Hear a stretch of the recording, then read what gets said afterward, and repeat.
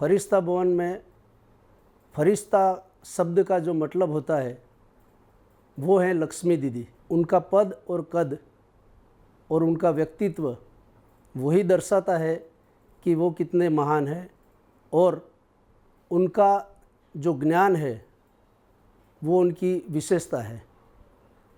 लक्ष्मी दीदी छोटों को प्यार, बड़ों को सम्मान देना, किसी भी चीज़ के बारे में कोई भी प्रॉब्लम, कोई भी उपाधि हो, सांसारिक हो, शारीरिक हो, कोई भी परेशानी हो, कैसे भी प्रश्न और उलझे हुए लोगों को बिल्कुल सांत्वना देना, उनको बिल्कुल शांतिपूर्वक सुनना, और दादा के माध्यम से शिव बाबा का जो ज्ञान पिरसती हैं उससे लोगों को बिल्कुल शांति और एक आनंद की अनुभूति होती है। दीदी की मुख्य विशेषता है कि वो बहुत ही एक्टिव रहती है और बहुत ही क्रिएटिव माइंड है। दीदी का जो व्यक्तित्व है बहुत ही प्रभावशाली है, और योग की भाषा में अगर मैं कहूँ तो उनका ऑरा बहुत ही पावरफुल है। वो इतनी प्रभावशाली है कि जो भी उनसे मिलता है उनका ही होके रह जाता है।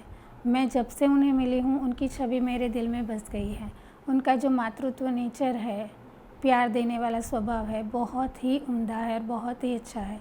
सबको गले लगाकर वो मिलती है, और ख़ास बात ये है कि जो भी महिलाएं उनसे जुड़ती है उन महिलाओं को उनकी समस्याओं को समाधान करने के लिए दीदी हमेशा ही तत्पर रहती है, तैयार रहती है। दीदी की एक शायरी के रूप में मैं कुछ बोलना चाहता हूँ कि आसमान की देवियाँ कौन हैं वो तो मैं नहीं देखा, मगर ज़मीन की देवियाँ ये दादी दीदी थी ये ज़रूर देखा। दूसरी विशेषताएं तो बहुत दीदी में, मगर एक बाबा के यज्ञ की वो एक एक पैसे कैसे बचाते हैं वो मैं थोड़ी सी बात ज़रूर करूँगा। आज लगभग 4-5 साल पहले की बात है। मैं सुबह सुबह आया और बहन भी थैला लेकर कहीं जा रही थी। मैं बोला बहन कहाँ जा रही हो, रिक्शा बुलाऊँ? तो बोलती नहीं मुन्ना भाई मैं यहाँ शटल से निकल जाऊँगी। हम कहाँ जाना कहाँ आपको? तो यहाँ से 10-12 किलोमीटर, शायद माता जी की उनकी तबीयत ख़राब थी। मैं बोला बहन मैं आपको रिक्शा बुला देता हूँ, पैसा मैं दे देता हूँ। बोले बाप का के बच्चे तो आप भी हो ना, तो पैसा आप दो कि बाबा के घर का? मुन्ना भाई पैसा बाबा का, एक एक पैसा बचाना चाहिए यज्ञ का। ये विशेषता बहन की मैं देखा। और बहन आज 4-5 साल पहले पैर से घिसर के चलती थी, पैर उठता भी नहीं था। तो जितनी भी करें बहनों की विशेषताएं देवियों की उतना कम है। दीदी हमारे लिए हमेशा से एक आदर्श रहे हैं। दीदी के जीवन से सीखा कि किसी भी कार्य में अगर सफलता चाहिए तो 3 बातों का ध्यान रखना है: धैर्यता, दृढ़ता और एकाग्रता।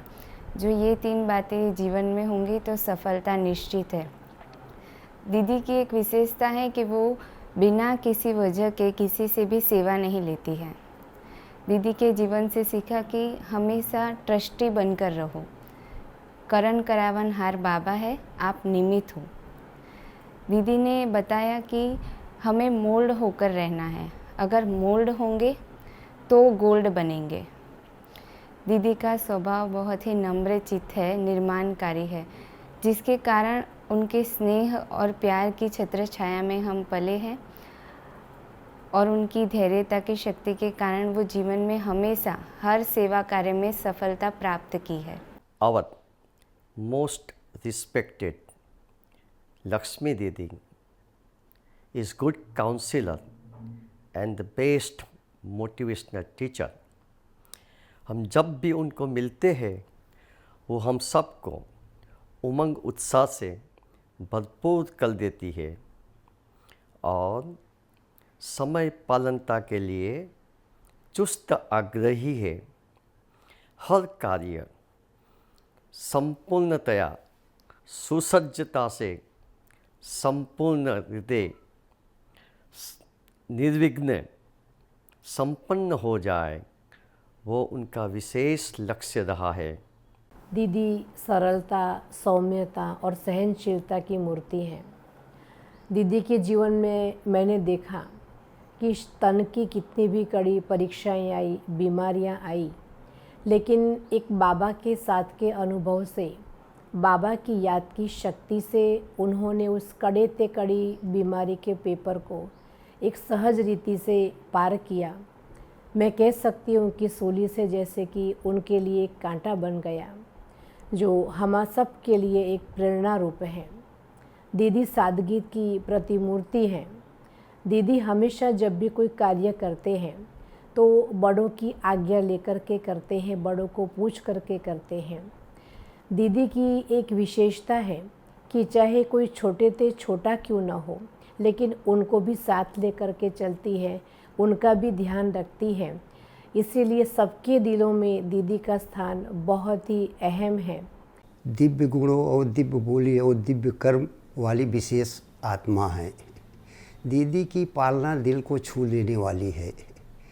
दीदी से जब हम मिलते हैं तो उमंग उत्साह से भर देती है। दीदी का कर्म ही दीदी का दर्पण है।